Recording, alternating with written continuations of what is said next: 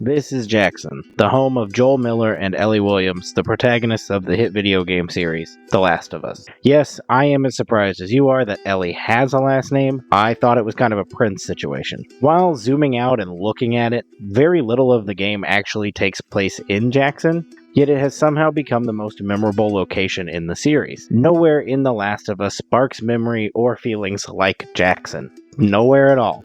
But while watching the HBO adaptation where Jackson plays a much larger role, I started thinking about how Naughty Dog, a development team with such an absurd eye for detail, would explain how Jackson functions. The electricity, the water system, what jobs are people working to make sure Jackson is a functional society. And this is a video that involves talking about The Last of Us, so once again I have dragged Jerica Hannah from JK Games Clickerbait and Drop In Drop Out into this thing that's been keeping me up at night. So mapping out the infrastructure of the largest settlement in this universe is kind of a daunting task. So I started with the first thing I noticed as I started exploring Jackson, and that is the water supply. Most of Jackson's water supply that we can see appears to be collected rainwater from various tanks all over the town. To make the scope just a little bit smaller, we'll start with looking at Ellie's garage and Joel's house, because that's a location we get to see the most of inside and out. Outside of Ellie's garage converted to home, you can see the gutter downspouts lead directly into a large blue barrel. Based off of Google, previous life experiences, and using my eyeballs, these barrels hold on average of 55 gallons. Don't ask, I can look at a barrel and know exactly how many gallons it holds. It's kind of a condition I have. That's the worst superpower anybody could have. These can be seen throughout Jackson hanging off of various gutters, including Joel's house, which has two drums filling next to each other with Y tubing connecting the two of them. While Joel only has two of these for his entire house, Ellie actually has four, including the one connected to the gutter. She also has three inside the garage for her bathroom and kitchen? I don't know what you call this area. There's like a sink and it's gotta be a kitchen. Kitchenette? Google kitchenette to figure out what that is. Now, to dive into the nerdy statistics of this, assuming that all of these barrels are completely full, between the two of them, they have a supply of 330 gallons. The average American uses between 80 and 100 gallons of water a day, roughly translating to somewhere between 2,000 to 5,000 gallons a month, for about a family of four. If we account for the fact that they aren't using dishwashers, they're probably not using clothes washing machines, either due to the availability of the nearby Snake River, or a big old bucket and a washboard cowboy style, we're looking at about probably like 160 to 200 gallons a day between the two of them. And maybe we could cut a little more of that off because they're used to that apocalypse stank and they're willing to skip a shower or two. But we're still looking at them needing to almost completely fill their water supply every 3 days or so. And really all of that was just to tell you that even in Jackson's advanced society, these people are probably real stinky. And they definitely have chapped lips because they're not drinking enough water. But how do they deliver that water? Well, I'm glad you asked. In Ellie's garage, they replaced all of the existing plumbing with new PVC piping and valves that run to where the previous fixtures were. Like this one here that hangs off the sink in place of where the faucet would be, and this one where the shower head would be sticking directly out of a barrel. Here I run into two questions, and they are both about how the water supply is maintained. The barrel above the kitchenette has a pipe that runs directly down into it to fill it, which I verified cannot be seen from the roof. The other question that led me to is, how do they fill these? Because only the kitchenette tank has a pipe running to it. Do they remove the whole tank and replumb it to the other one every 3 days when they need more water? Or do they leave the bucket there and run a siphon hose through the window to get the water up into the tank? Or do they just fill up a bucket and climb up there and pour it in? There is no answer to this question based off of just walking around in the game like I did. My guess is that they possibly just siphon it from one tank into the other. Whether somebody's sucking on the end of the hose and dropping it in there, or doing that thing where you hold both ends under and use the water pressure to move it into the other tank. It could be any method. Joel really seems like the sucking on the tube to siphon stuff kind of guy, though. This whole, worn-in leather bag look that Joel has, you can't get that without getting gasoline in your mouth a couple dozen times. Now, the layout of Joel's plumbing is drastically different. If you notice, the pipes from Joel's holding tanks are metal and they run directly into a hole in the side of the house. If you go inside Joel's house and look around, there is no sign of additional plumbing or pipes taking over the top of old fixtures. But we can see the backside of where these pipes run in, which runs directly into the sink. And due to a little bit of detective work, I think I've deducted that Joel's plumbing is run directly into existing pipes. Maybe they've teed it in directly into a copper pipe, which would explain why they have metal pipes over PVC running off the plumbing outside. And I do have a couple things to back this theory up. My main clue for the existing piping theory is that Joel appears to only have working plumbing on the ground floor of his two-story home, or at least the ground floor and maybe half of the upstairs. Do you want more of an explanation? Okay, let's go up there and look upstairs in Joel's house. He has 2 bathrooms on the second level. One of them is an ensuite to his bedroom on the far side of the house, and one that's open to the entire upstairs. It is debatable to me if the community restroom has water. I'm leaning more on the side that it does, because you can see that he set up his old-timey clothes washing station here, as I mentioned previously. He's washing them flannels cowboy style. And you may be saying now, if this is the only restroom with plumbing, why would Joel use it for washing clothes and not showering? Because he's stinky, but also because this bathroom has no shower head. This is strictly a bathtub. And this is where I made my first mind-blowing discovery of this entire thing. If we go over to Joel's ensuite bedroom bathroom, the bathtub in here does have a shower head, but it also has a bucket with a shower head attached to it hanging from the shower head, which is what clued me into this room not having running water. Because if it did, why would he not just use the existing shower head? Joel is tall, and he definitely reaches over the top of the shower head, so then he's got to do a little splash up the water thing or crouch down. My guess is that there's not enough water pressure to push it far enough to get into this room. The other bathroom is closer to the main water supply, and what clued me into this bathroom possibly having enough water pressure from the tank to be used is on the counter of this bathroom there's a hot plate with a pot that I assume Joel fills in that sink, heats it up on the hot plate, and then walks it over to his shower in the other bathroom to pour into the bucket for a warm shower. Because what other reason would he have to have this hot plate and pot in here if it was not for a warm shower? Didn't think you'd be learning Joel's shower routine, did you? Look at this, we're at a water tower. Oh. Look at this, we're at a water tower on a little field trip. I'm taking you on a field trip to a water tower. This is fun, isn't it?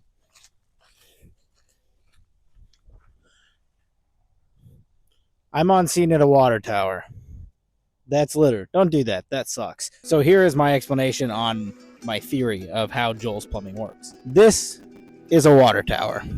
If you do not know how a water tower works, most of them don't really have a pumping system with them. This one appears to have one right here. The average water tower gets water pumped in from a treatment plant that is pumped up to the top of the water tower, and the main use of a water tower is to keep the pumps at a steady pace when the water usage fluctuates. So during the day, while people are at work, these won't be running a lot of water, so the pumps won't need to be going farther.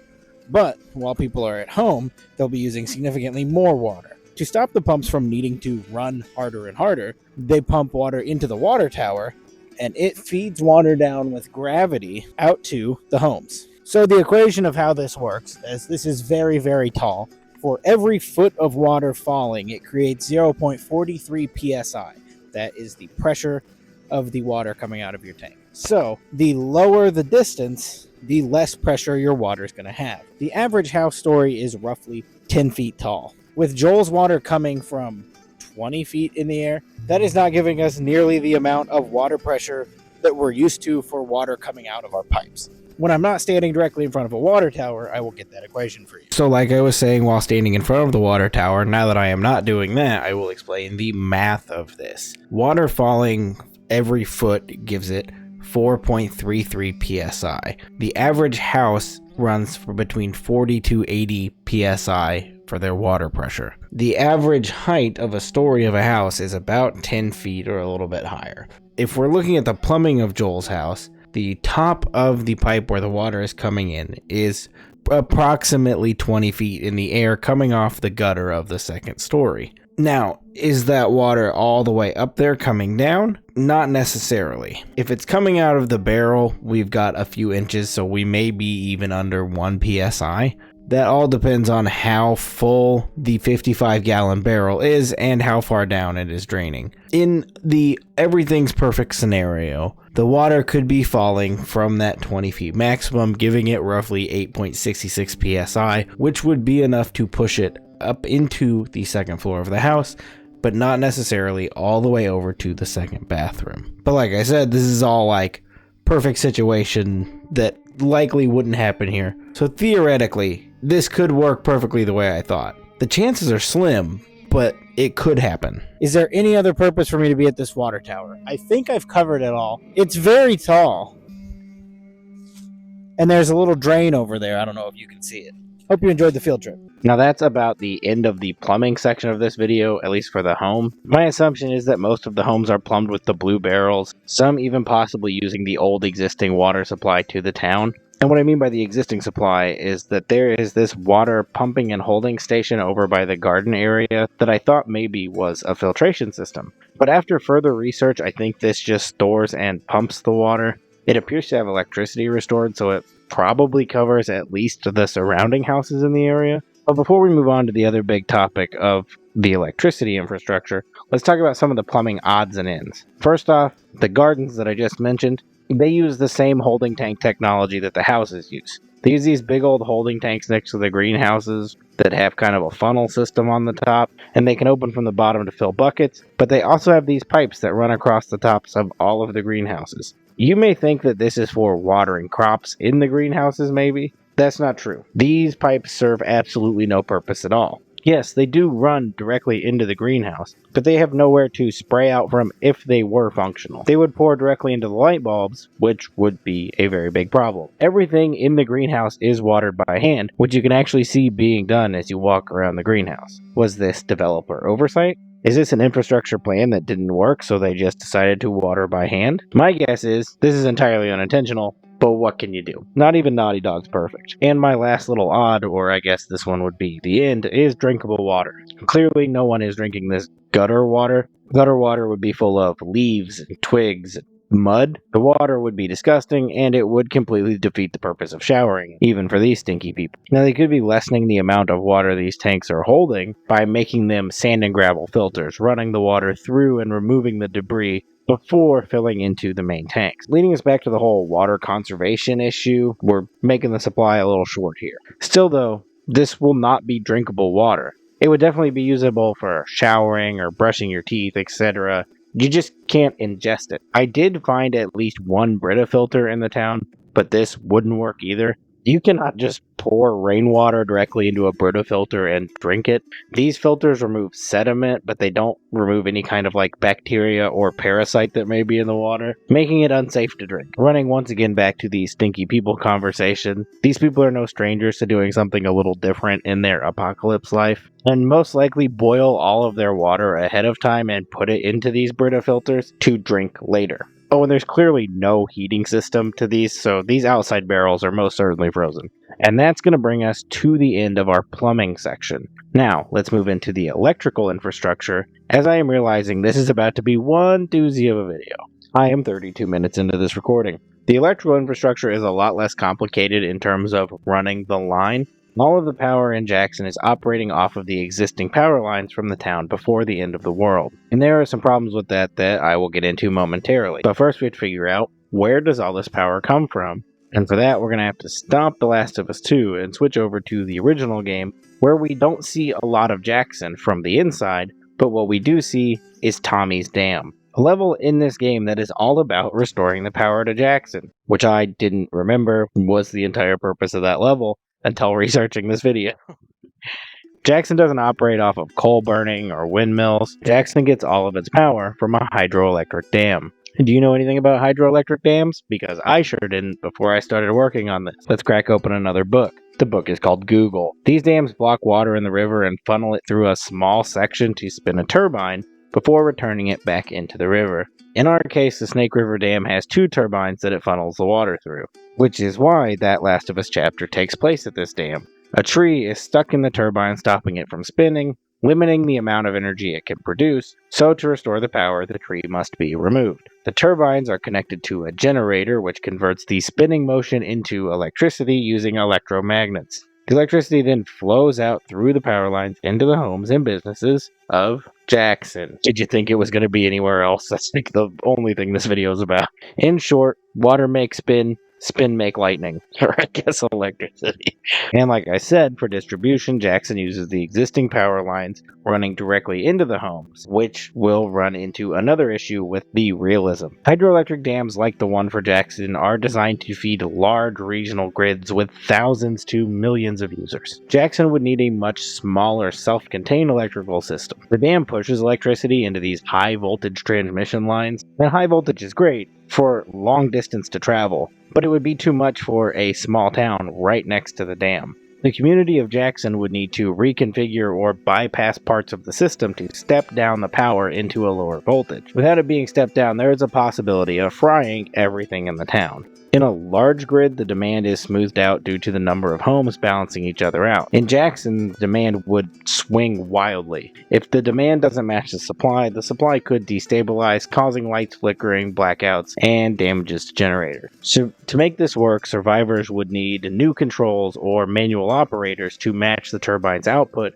to the town's use, and if the turbine spins too fast or too slow, the frequencies will drift and can cause electronics and motors to get damaged. These dams also have protective systems made up of relays and breakers and fault detectors. They would need to strip out and rewire these protection systems so that they do not shut the whole thing off when minor fluctuations happen. Think of it kind of like a breaker in your home. And if you are an electrical engineer and none of that is true, don't blame me, that's what Google said. I didn't claim to be an electrical engineer. But it looks like somehow Jackson managed to do all of that. If you look on the way out of the dam, you can spot this substation that is mostly disconnected, making it appear that maybe they did do the work to step down the grid and make all of this work somehow. And the how may be through various jobs seen throughout Jackson. Oh yeah, we're moving on from electricity to jobs. From wandering around and context clues, I've compiled a little bit of a list of various jobs required to make Jackson run. Of course, the two main ones we know from our main characters are patrol and gate watch. We also see the horse stable workers like ranchers, ranch hands, and stable cleaners. The gardeners at the greenhouse are also seen in the opening moments, which we've touched on already. Based off this log cart I found in town, we obviously have lumberjacks and a delivery guy to deliver said logs, which is why they have a cart. Snowplow drivers, because the opening of Last of Us 2 takes place in the winter, and a butcher to cut up meat and run the butcher shop. And also apparently a restaurant, as I spotted these people eating through the window, so they have to have a cook and servers as well. Of course, we also have the hunters that bring the meat to the butcher. There's also a dog and a guy that plays banjo for, I don't know, bringing up the mood, I guess. The apocalypse is bleak. You may say that playing the banjo in the middle of town is not a job. Say that to the guy outside my grocery store all the time with the loudest guitar amp playing OK solos. That guy makes at least like $12 a week. There are also a bunch of storefronts on the main street of Jackson, so they require shopkeepers. So we can add hardware store shopkeeper, blacksmith, grocery store shopkeeper, baker to make all the bread in the window of the grocery store, theater worker, librarian, and teachers as well. We also have the old tipsy bison, which means so we need a bartender. There are also a few people seen in the back, which are likely cooks and busboys. Is there a gender-neutral term for that? I have no idea. I've only ever heard it described as busboy. What is the gender-neutral term for busboy? Here's an answer from AskDictionary.com. There you go. It's busser. The real question is, do bussers be bussin'? Hell yeah, brother.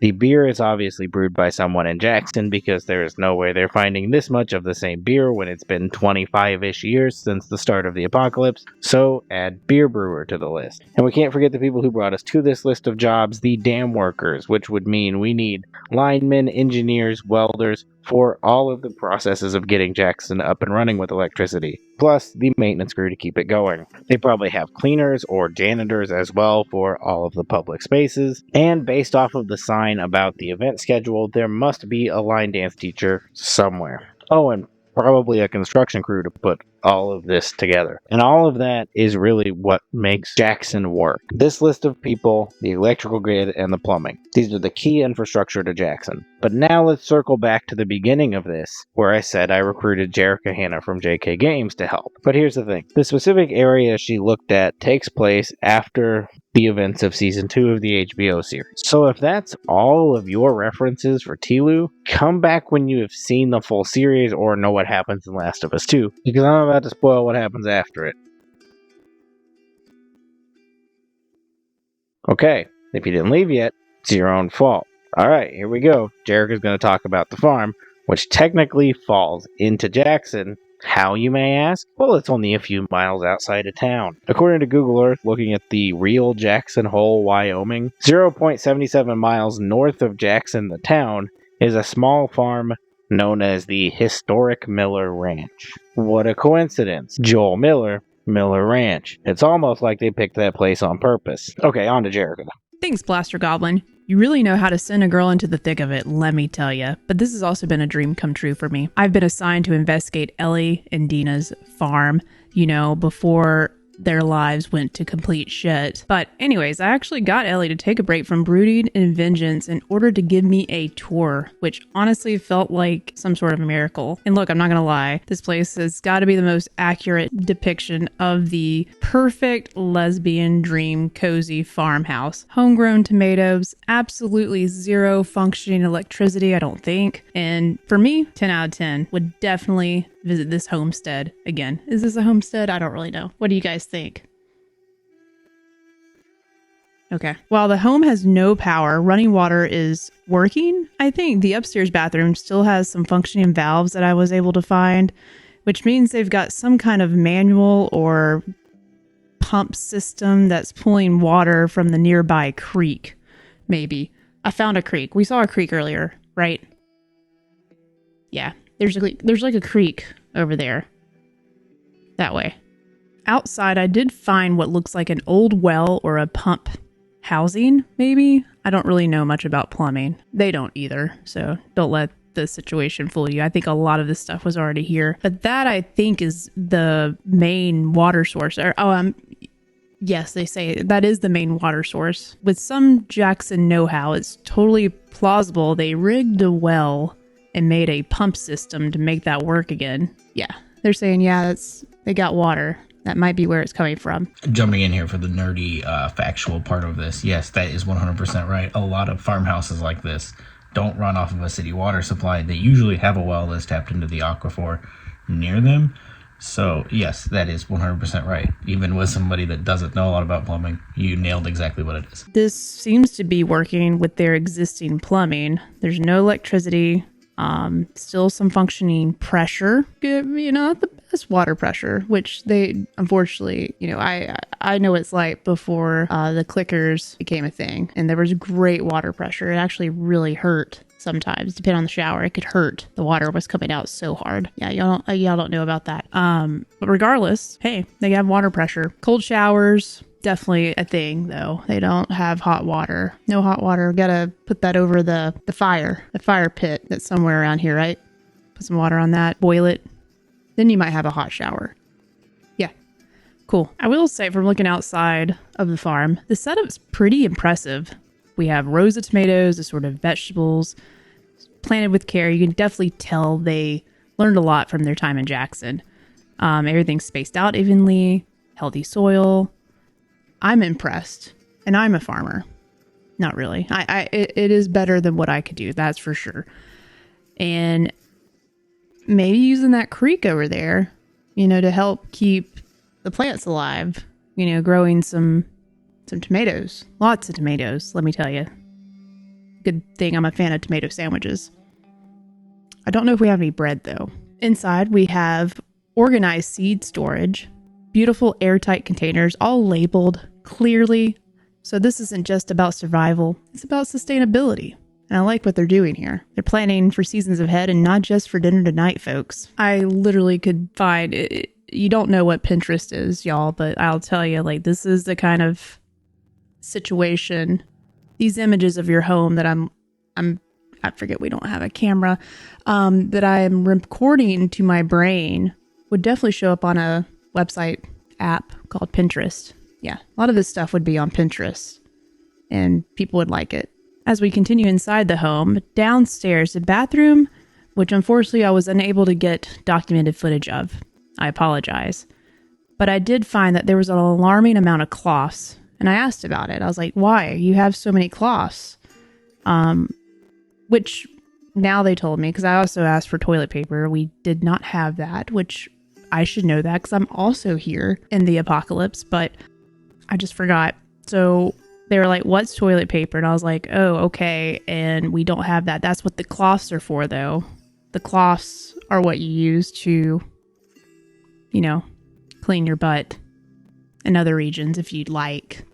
Totally up to you. I don't know who's washing those later. So that is my report from the field, Blaster Goblin. The farm stands truly as a small miracle. A functioning water system, self-sustained crops, and 2 people who, for a while, seem to made some peace in the world. If anything, it makes the end of the world seem inviting and livable and full of reusable butt wipes. Everyone say thank you to Jerica for taking some of the load of this chonky video off my shoulders. I throw ideas her way constantly, and for some reason she's always ready to run with them. I don't know why. And with that, I think all of the infrastructure of Jackson and a farm 0.77 miles away from it has been mapped out. But while I spent hours overanalyzing every bit of this section of the game, I found some bits and bobs I'll throw in here because they will never be of use to me ever again, and I don't just want to sit with this useless information. So here we go, let's run through some bits and bobs. First off, Ellie's door isn't sealed at the top, it's just an open rectangle. Maybe they thought no one was going to look up here. I don't know. Somebody forgot this rectangle. Joel's house has a ground fault outlet upstairs for no reason, because there's no water in this room. These outlets are designed to be used around water supplies, which is why you see them in your bathrooms and kitchens. Based off of signs around Jackson, they function mostly on the barter system, like trading clothes to fellow villagers and imports from outside travelers. There's a pallet jack outside the Tipsy Bison. That's not really important, it's just a thing I have where I'm hyper aware of pallet jacks in games. I can't turn it off, it's a curse I'm shackled with for life. They somehow have a functional printer and ink, or maybe a printing press, I don't know, but there's no way somebody hand drew these posters, and it's only this one poster. Everything else is handwritten and drawn. And lastly, none of the lamps are plugged in visually. If one is plugged in, the outlet is hidden behind something, but some appear to be just for decoration, like this one at the top of Joel's stairs. Why is it there? Now, when I saw this while getting footage, I thought that this was one of the craziest things I've ever seen, a lamp that was just for decoration that doesn't plug in. But recently, I stayed at an Airbnb where they had lamps that weren't plugged into anything, and also a TV in the corner that wasn't plugged into anything. So, I guess that's normal. So that's the Bobs and Bits, and this entire video. Thank you for hanging out for all that time. The more videos I've done will be here on the screen, so you can just go ahead and binge those, as well as a link to Jerica's channel. Go support them. And once again, thank you for helping with this nightmare. And if you want to hang out with me some more, I stream every Friday night at 9ish p.m. CST. I have a Discord linked below, and I post a lot of nonsense on the Instagram. Oh, and I'm doing a podcast now, too. Don't be a ding-dong. That was too much for one video. Y'all come back now, you hear?